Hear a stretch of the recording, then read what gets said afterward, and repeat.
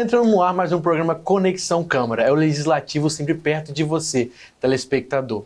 É a Câmara do Povo para o povo. E aqui hoje estou recebendo a doutora Mariana Gambini, o vereador Leon Gomes e a cuidadora do Miguel, a Reiva. Reiva, é muito bom ter você aqui, o Leon, que está sempre conosco, né? Está sempre aí pertinho de você também. E a doutora Mariana Gambini, eu não tenho palavra para poder expressar a gratidão de ter recebido vocês aqui hoje. Obrigada. Fala pra gente um pouquinho sobre o TEA, né? O transtorno de crianças, né, com autismo. Então, o transtorno do espectro autista. O TEA, que é a sigla que a gente usa, né, de acordo com o DSM-5, na verdade são crianças que têm contingências na interação social e na parte de comunicação.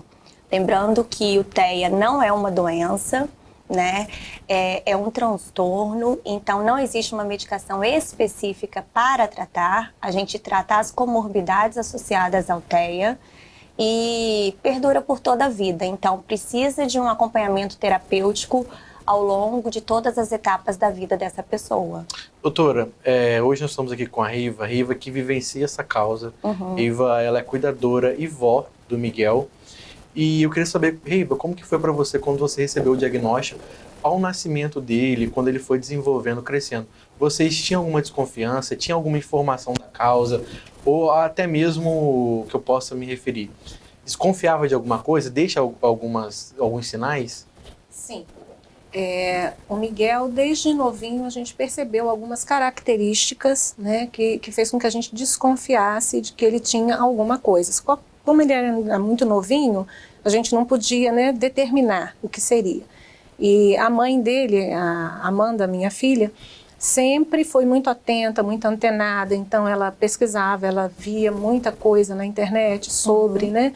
E a gente foi percebendo algumas características que são importantes e que a gente logo observa no TEA, né? Ele fazia muita ponta do pé, não tivemos problema com ele, assim, de olhar. Isso às vezes confunde muito a família, porque existem características que todo mundo fala e a gente logo observa, né? Mas o Miguel nunca teve problema de olhar para a gente nos olhos. Aí ficava sempre aquela dúvida, e agora? É alguma coisa, não é? E quando ele estava foi em agosto do ano passado, né? Com 2 anos, a gente fechou o diagnóstico dele, né? Do transtorno. E já começamos a fazer o tratamento, a importância muito grande desse tratamento precoce, porque a criança, quanto mais cedo a gente consegue iniciar esse tratamento, mais resultados a gente consegue, não é? Mas, assim, é sempre um choque, você não espera, não é? Quando você tem um bebê, você imagina que vai dar tudo certo, que a criança vai se desenvolver. Tomando um choque ali daquela situação, porque muita gente não tem informação e não sabe mesmo o que é aquilo. Acaba, tipo assim, pensando que é o fim do mundo naquele momento. Temos também o vereador Leona, que vivencia a causa e também porta-voz, né, referência para a situação em Campos. Como eu já falei em outras ocasiões, né, eu sou pai de um autista, né, essa é a causa que hoje eu estou como vereador, então eu luto por essa bandeira, né, e abrangendo um pouco mais, posso falar por todas as pessoas com deficiência, né? Então, nosso objetivo hoje é justamente isso. Não somente lutar por uma causa pessoal, mas entendendo que vai muito mais amplo essa situação, né? As dificuldades que as famílias encontram, porque eu vivo e vivi essa realidade, né? Hoje, graças a Deus, com condição de dar o tratamento que meu filho precisa, mas inúmeras outras famílias não têm essa acessibilidade que nós hoje temos. Vereador, eu vejo que o senhor sancionou muitas leis e muitas já estão em vigor. Uma coisa que a gente sempre fala quando nós estamos juntos é a questão que o senhor sempre luta muito para poder ter esse tratamento de qualidade na nossa cidade. Vê que é incansável a sua luta. E a doutora Mariana, como doutora, e tem esse olhar, né, específico, um olhar mais apurado, vocês e a Reiva, né, também, que vivencia a causa, vocês veem que há ainda assim muita dificuldade, muitas coisas que empecilham o desenvolvimento da criança, para poder ele ter uma qualidade maior de vida, até aqui mesmo na nossa própria cidade, a inclusão. A questão da inclusão, hoje eu falo que é apenas uma palavra bonita para ser falada o tempo todo, né? Não existe inclusão, de fato. Quando se fala de inclusão é quando você dá algum bônus, né, para as empresas, ou quando alguém tem algum retorno lucrativo financeiramente, e aí se fala dessa tal inclusão. Então, o nosso objetivo hoje é justamente fazer a inclusão acontecer. Durante esses 4 anos, eu tenho uma missão, e a missão é fazer Campos virar modelo em inclusão. Né? Então, estou aqui do lado da doutora Mariana Gambini, que é terapeuta do meu filho também, que tem contribuído muito para o crescimento do meu filho. Né? Então, isso é muito interessante, porque a gente entende, conheci a Reiva há algumas semanas atrás. Sim. Então, a gente entende que eu sempre uso uma frase que até um amigo meu usa bastante, que é Deus não une vidas, Deus une propósitos. Então, nós estamos aqui com um propósito, com uma missão. Sim. E durante esses 4 anos eu tenho que fazer essa missão, cumprir essa missão com excelência.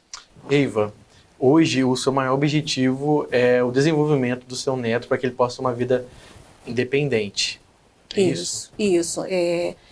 O fato da gente começar esse tratamento precocemente vai fazer toda a diferença na vida dele, né?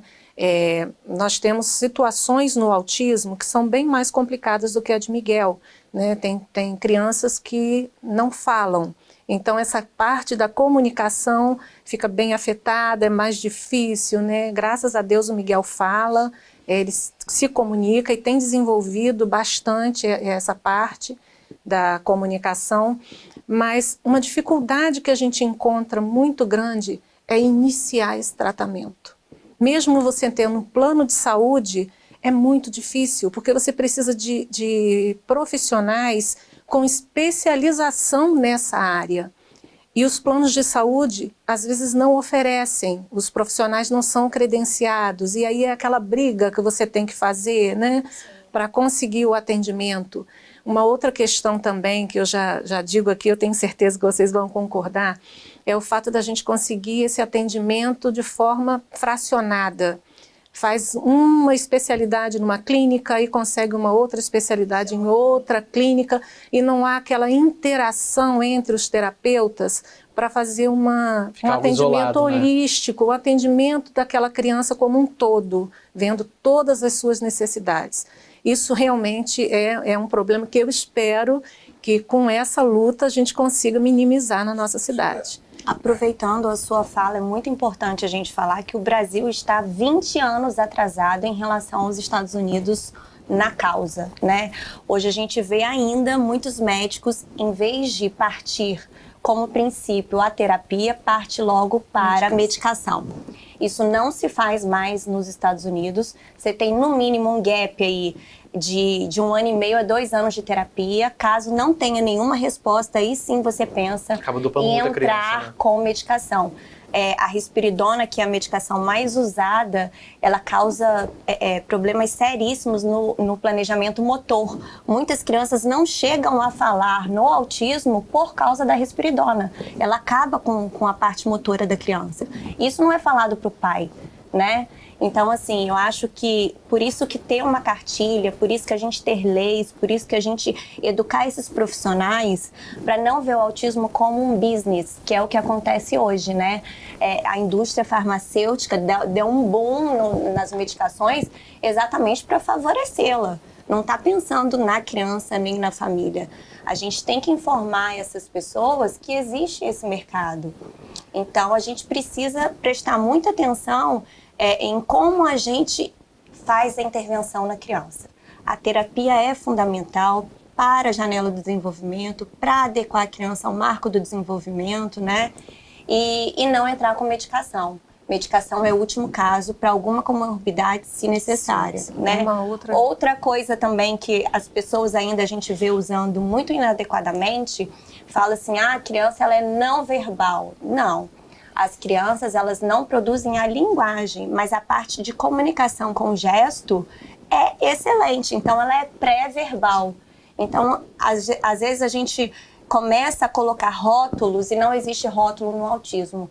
Cada paciente é único. Cada planejamento tem que ser feito individualmente. Não tem que ser colocado numa prateleira. Todos os autistas são iguais, não são, né? Então, é importante essa fala dela e para as pessoas se antenarem e perceberem, procurarem terapeutas, médicos e instituições que tenham essa abordagem mais atual e não uma abordagem de antigamente, né? A gente vê hoje famílias percebendo que aquela criança tem algum atraso no desenvolvimento antes do médico. Sim. Verdade. Até porque convive com essa criança dia e noite, né? Uma outra coisa que eu acho muito importante também nessa questão do tratamento é tratar a família. Com certeza. Porque se as pessoas que cuidam daquela criança não têm conhecimento e não são preparadas emocionalmente, não são estruturadas para lidar com essa situação, porque tem dias que são difíceis, não é? Como com qualquer criança. Sim, né? numa carga muito maior. Exatamente. Então, se essas pessoas não são preparadas, não são apoiadas para lidar com essas situações, elas acabam trazendo mais malefício para a criança do que benefícios, porque há um estresse muito grande. Sim. Verdade. Vereador, até uma fala que falou, sua esposa, no programa que nós realizamos lá na rádio, ela falou muito sobre isso, a questão desse tratamento para a família, que a família precisa de suporte. Ela falou que tem dias também que assim, é muito pesado, até mesmo a questão do tratamento, às vezes aquele dia ele não foi muito produtivo para a criança. Porque na verdade, hoje toda a estrutura que nós temos de tratamento, né, público principalmente, trata a criança, né? Mas existem pais estressados, porque a gente, por várias noites, às 7 horas da manhã, nós estamos acordados ainda, com o Benjamin a 360, subindo em tudo, pulando tudo. Quando ele fala assim, passou a noite toda acordado, dá a entender que é acordado, deitado do nosso lado. Não, mas é a noite toda pulando, a noite toda correndo, a noite toda subindo em cima das coisas. E aí isso traz uma exaustão muito grande. Sim. Então o que a gente percebe é que quando se oferece algum tipo de tratamento para os pais, não é adequado, porque não vai a fundo. Porque não adianta a criança estar dentro de uma terapia, ser bem tratada, ter a sua terapia adequada, mas quando chegar a casa vai encontrar pais totalmente estressados, desregulados, vamos dizer assim também. E aí a gente não consegue lidar com aquela situação. E acaba, de certa forma, respingando na criança. E, porque o que as especialistas fazem com os nossos filhos dentro de um consultório precisa ser extensivo à casa. Então, não tem essa extensão. Então, além de encontrar os pais estressados, também não encontra pais capacitados para lidar com aquela situação. Então, a gente precisa trazer esse mecanismo, tanto para as crianças, mas também para os pais, porque eles precisam ser a extensão justamente do que acontece dentro de um consultório. Excelente. Nesse próximo mês que vai se iniciar, o senhor estará promovendo um evento na nossa cidade, um evento assim, muito grande, que vai trazer uma estrutura maior para as famílias que enfrentam essa situação e até mesmo uma conscientização para a nossa sociedade. Você pode explicar um pouquinho? Correto. Eu vou falar assim da parte que a gente de organização, Sim, a doutora Mariana pode falar da parte mais técnica, né? Vai ser no dia 28 de agosto, no Teatro Trianon.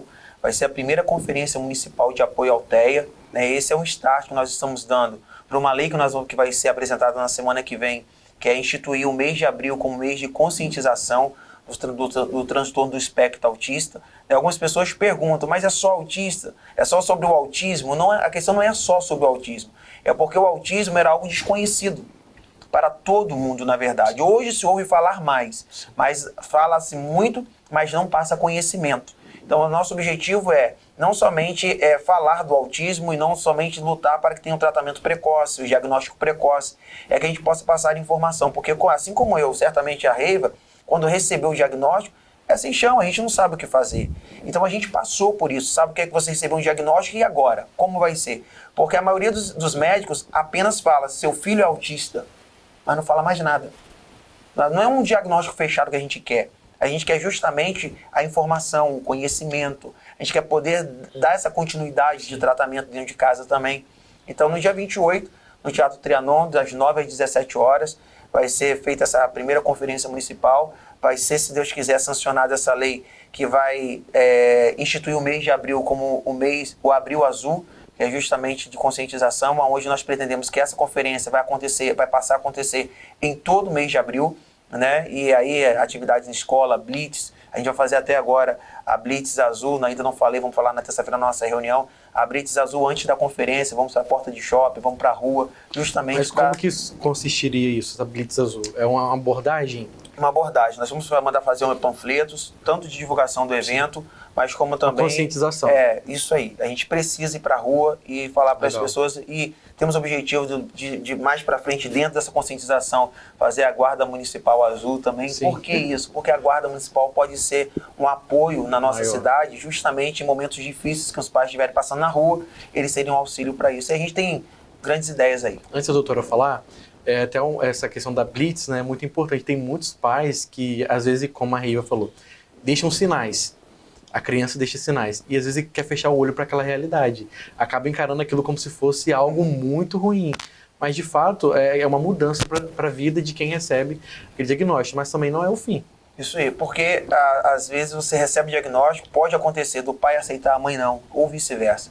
Então, quando a não aceitação, isso pode ser prejudicial lá na frente. Do tratamento da criança. Porque cria-se essa fantasia, porque é uma pessoa com deficiência, é um autista, e agora? Não são pessoas incapacitadas. A gente só precisa entender. Até a Riva estava falando aqui sobre a questão dos médicos. Se foi Riva, se foi a doutora Mariana em relação aos médicos, às vezes tem a dificuldade de aceitar o diagnóstico. Às vezes os pais já teve a aceitação e os médicos ainda não tiveram. E a gente encontra essa dificuldade, porque a gente entende que existe algo a ser apurado. E os médicos, não, faz parte da idade. Então a gente precisa trazer essa transparência, essa informação para a população, para que a gente possa ter o diagnóstico precoce. E tem grandes notícias aí, a gente continua brigando pela clínica escola e pelo centro de diagnóstico precoce, que inclusive já tem uma conversa em andamento com o secretário de saúde, com o secretário de educação, inclusive com proposta com o prefeito Vladimir Garotinho, que gostou da ideia e está abraçando a causa aí, e certamente a gente vai ter notícias boas mais para frente. Doutora, fala pra gente. Então, da parte clínica que a gente vai abordar no evento, a gente tentou trazer pessoas não apenas que atuam na nossa comunidade, mas também pessoas referência no Brasil para que a gente tenha a maior conferência já vista na região. E Campos vai virar referência em relação ao tratamento do autismo, ao diagnóstico precoce. Então a gente vai ter médicos, especialistas, neurocientistas, a gente vai trazer uma galera bem bacana. Especialistas que são autistas. Isso, nós vamos ter um autista para fechar a conferência, que não tem como a gente falar da causa sem ter alguém com esse olhar, né, em primeira pessoa, que eu sempre falo. Então vai ser algo que vai impactar a sociedade, mas ao mesmo tempo trazer muita informação para as famílias e para os profissionais. Queria que você falasse um pouquinho sobre a questão dessa não aceitação dos pais ao receber o diagnóstico. Então, na gravidez, toda mãe tem um bebê idealizado, Sim. né? Então, você lidar com um bebê real é algo que é muito difícil, né? Porque ninguém tem um filho, gera um filho pensando em algo que vá trazer algum transtorno para essa criança, né? E quando a gente recebe um diagnóstico de TEA ou de qualquer outra doença ou qualquer outra deficiência, você, na verdade, projeta o seu filho na sociedade. Como é que vai ser se eu faltar um dia? Como é que vai ser? Ou não é? Não é? São os medos. Isso é totalmente normal. O que falta é colocar para essa família não apenas o apoio da psicoterapia, né, um tratamento em conjunto, mas também fazer os pais de coterapeutas, como a TEIS. A gente precisa falar para os profissionais terapêuticos e médicos, tem que formar esses pais, a gente tem que fazer coaching com esses pais, a gente tem que ir à casa dessas famílias, observar essas crianças no ambiente familiar, observar essa criança na escola, observar nas clínicas, trazer os pais. Gente, a porta de um consultório tem que ser aberta.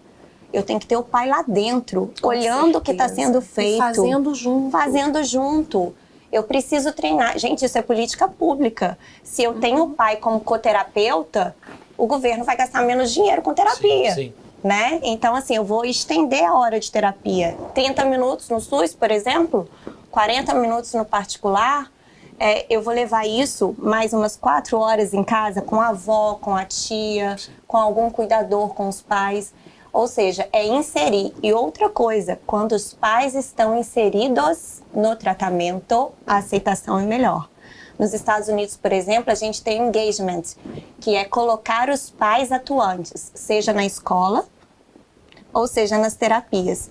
Então lá, por exemplo, nos centros terapêuticos, os pais que limpam a piscina, os pais que fazem um mutirão para pintar o centro terapêutico no final do ano, eles trocam ali experiências, tem esse acolhimento familiar. Então a gente precisa olhar para o todo e não apenas para o consultório, né? Vai muito além de consultório e medicação. Sim. Riva, hoje você tem um pouco de receio do Miguel ficar muito apegado somente a você? Tem medo dele criar só... Sim, a gente está trabalhando isso, né? Essa é uma das coisas, porque realmente ele é muito apegado a mim. Afinal de contas, a gente fica junto, né? 24 horas. Mas ele é bem apegado ao pai também, e a gente está conseguindo fazer essa troca, né? Na clínica, geralmente, eu participo das terapias. Todas as terapias, eu estou lá dentro, o terapeuta me ensina para que eu faça, né? Porque em casa eu vou ter que reproduzir. Mas em alguns momentos também, ele entra sozinho. Justamente para que tenha esse desapego, para que ele fique com uma outra pessoa, para que ele aprenda a lidar com outras pessoas. Sem ter aquela dependência emocional. Exatamente, a dependência emocional. Doutora, de fato, como que funciona isso? Então, na verdade, a gente também tem que criar expectativas reais para os nossos filhos, para os nossos pacientes, né? Não existe um modelo pronto. Sim. Então, a gente precisa aceitar até onde o nosso paciente, o nosso filho pode chegar. Então, na minha opinião, vale mais eu sentir que o paciente está bem, sentir que o paciente está regulado, não está fazendo... com que aquele ambiente seja na defensiva, agressivo para ele, né? Então, assim, o que eu penso é na qualidade de vida. Se ele vai frequentar uma escola inclusiva, não sei, mas ele tendo qualidade de vida, a família tendo qualidade de vida, para mim já é um ponto forte. Porque hoje não existe a inclusão, como o Leon falou, a gente tem uma integração social, colocam essas crianças dentro de um ambiente em que os profissionais não estão preparados. Então eu falo com a família, você está preparada para estar integrada? Porque inclusa você não vai estar. Então, porque o choque de realidade é muito grande. E é uma questão assim, a sociedade ela não está preparada para lidar com pessoas diferentes da média. Se você é a mais ou se você é a menos, você vai passar por bullying, você vai passar por situações constrangedoras, você vai ser excluído, não é? Então, esse foi a maior dificuldade emocional que eu senti quando fechamos o diagnóstico do Miguel. Eu olhei ele deitadinho, dormindo e fiquei pensando, puxa vida, como que vai ser isso? Né? E a gente fica muito preocupado. Esses pensamentos ficam a todo instante atormentando. O tempo todo. Então, a família, ela precisa muito de suporte, porque essa aceitação, como você falou, né, da criança como ela é e não como ela foi idealizada, vai fazer com que a gente consiga fazer por ela muito mais, porque você vai olhar para ela e não vai criar aquela expectativa que você tinha antes, né? Você vai olhar para aquela criança e vai ver assim, nossa, ele conseguiu isso, que coisa maravilhosa, dentro do que ele pode. Exatamente.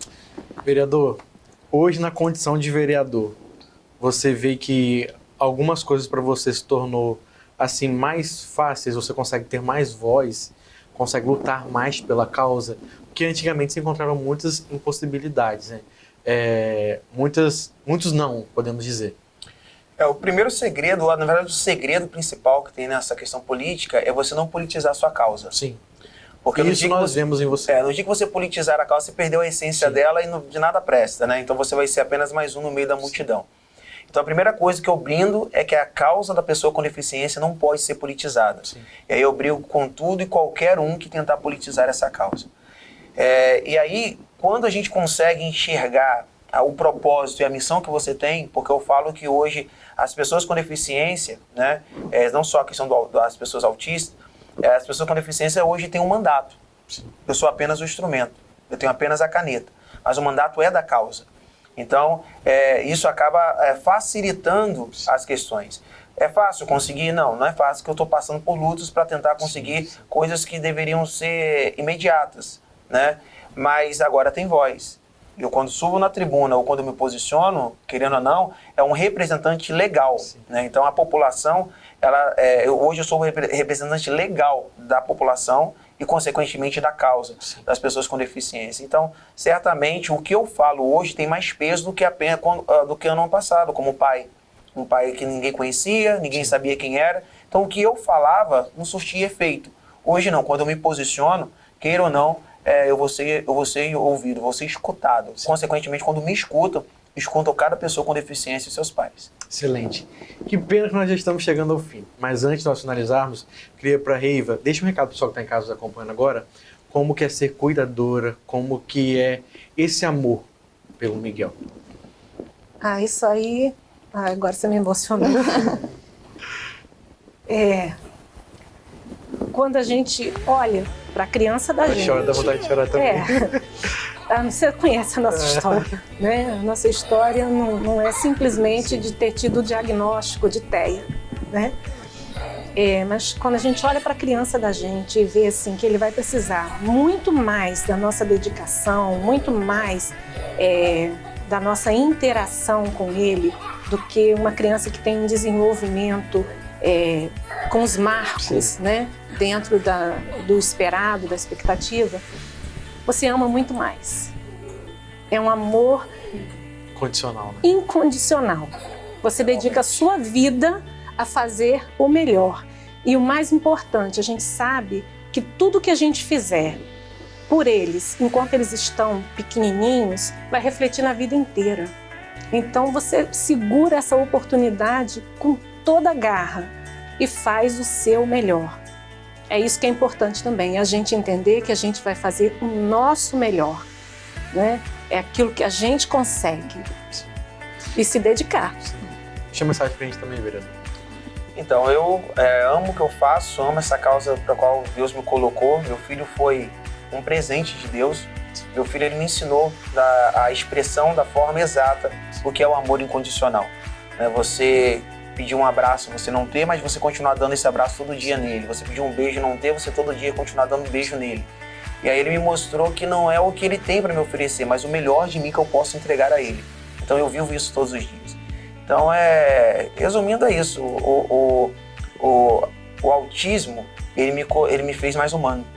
Ele fez eu entender um amor que eu leio na Bíblia, eu falo sobre ele nos cultos, que onde eu vou pregar, sobre o amor de Deus, um amor incondicional, que se entrega sem receber.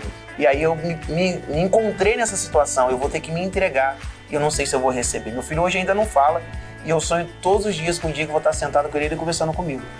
Então isso é algo que me faz acreditar que tantos outros pais, tantas outras famílias estão passando essa realidade. E aí qual o mundo que eu vou deixar? Sabe uma coisa que me emociona muito quando você fala? A gente já conversou diversas vezes, foi quando você falou que a gente deu o primeiro abraço, o primeiro beijo. Foi marcante. Foi um momento muito especial. Aí a gente começa valorizando as coisas simples da vida. A gente vê. E hoje você tem, e muitos não valorizam. E com tudo que você quer, é algo tão simples. Mais do que dinheiro, mais do que as riquezas, mais do que os bens materiais. É algo tão simples. Hoje eu dou tudo para ter a fala do meu filho. Entendeu? Então, não adianta hoje eu estar como vereador, ganhando bem, ter uma vida financeira boa e eu não ter isso. Eu vou sempre ter falta disso. Então eu busco... Quando a gente percebe que as pequenas coisas da vida, de fato, são as mais importantes. Hoje eu entendo que a frase que a gente usa no nosso slogan é: inclusão é regra, não exceção. E é verdade. A gente precisa fazer isso acontecer e a preocupação de Reiva é a minha preocupação. Quando a gente não estiver aqui, como vai ser o mundo? Como vai estar as coisas preparadas para eles? Então eu quero fazer a diferença, não na vida do meu filho, eu quero fazer a diferença na sociedade que eu vivo. A gente vai conseguir, se Deus quiser. Doutora, fala que eu amo ouvir a senhora falando. Não, diante de tanta mensagem linda, eu vou fazer só um pedido para as famílias, né? Assim como quando a gente vai fazer uma cirurgia, assim como a gente vai viajar, a gente tem em todas as nossas áreas a pesquisa. Isso é muito engraçado no ser humano, né? Você vai fazer uma viagem, você vai pesquisar sobre aquele lugar, qual hotel que você vai ficar, onde você vai, qual ponto turístico. E no tratamento do filho de vocês têm que fazer a mesma coisa. Ler, se informar, capacitar cada vez mais, argumentar, né? Hoje a gente tem que parar com essa questão de que um sabe mais do que o outro, não. A informação está ali para todo mundo, A gente tem que buscar informação e internalizar aquilo. E para fechar, nos Estados Unidos, né, a gente hoje estuda autismo pelos autistas. Lá, nenhum autista pode deixar de ser alfabetizado. E eles são alfabetizados pelo typing, pela digitação. Eles não têm essa parte motora da motricidade fina, então eles usam o typing. E aí os congressos lá são feitos pelos próprios autistas. Então, quando a gente fala de medicação hoje, eles mesmos falam: não, mas me dá muita dor de cabeça, são reflexos que vêm dos antipsicóticos que eles tomavam, né, antes de ter essa voz. E aí, na verdade, a gente fica desestabilizado por causa da medicação. Então, a gente precisa olhar a causa por eles, através deles. Então, busquem informações. A gente poderia botar uma página só com artigos novos e trazer essa informação para a população, para a gente entender como associar medicação, como associar terapia, treinamento familiar. Então, informação. Quanto mais informação você tiver pela causa, melhor. Você vai ser atuante e você vai dar uma qualidade de vida melhor para o seu filho. Excelente. Doutora, deixa as suas plataformas digitais para quem está nos acompanhando agora em casa poder acompanhar melhor o seu trabalho mais de perto. Está passando no seu televisor aí agora imagens de atendimento da doutora Mariana. É lindo demais. Quando eu recebi essas imagens, eu fiquei muito emocionado. Ver que você trabalha com amor, com carinho, e isso, de fato, faz total diferença. E são as próprias mães que gravam, me mandam, autorizam a imagem, né? As imagens aí são todas autorizadas e elas sentem um orgulho de ter aquele filho. Isso é muito lindo de ver. Eles não veem aquilo como algo negativo ou como algo com preconceito. A família leva numa boa, tem o prazer de estar ali. Isso é muito legal. Isso eu tenho que tirar o chapéu para vocês, né? Porque vocês abraçam a causa e vocês não têm problema nenhum de falar sobre o autismo. Que a gente sabe que ainda existem famílias que, né, rejeitam o diagnóstico e tem vergonha. Enfim, essas mães que disponibilizam as imagens, eu só tenho agradecimento. E o amor mais puro que eu conheci na minha vida são dessas crianças pré-verbais, mas que pelo olhar você já entendeu tudo, não precisa falar nada. Entrou ali, já me olhou, já sei como é que aquela criança tá. Isso é muito lindo. E a minha plataforma é o Instagram, @MarianaGambini. Excelente. Nós vamos ficando por aqui, é a Câmara do Povo para o Povo, é a Câmara para você que está nos acompanhando agora. É mais informação, é mais transparência. Eu aguardo você aqui na próxima semana trazendo mais conteúdo de qualidade. E lembre sempre, se cuide, é o amor, é a vida sempre em primeiro lugar. Fique com Deus e que Deus nos abençoe.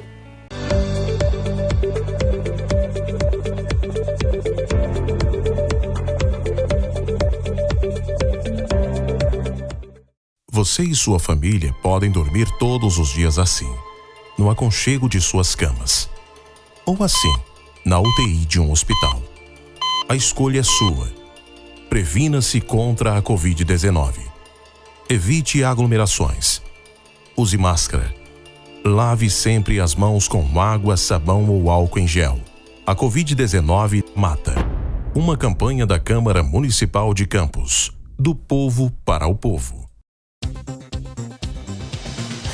O transporte é um serviço coletivo, essencial à população, mas em tempos de pandemia, todo cuidado é fundamental na hora de usar o ônibus ou a van.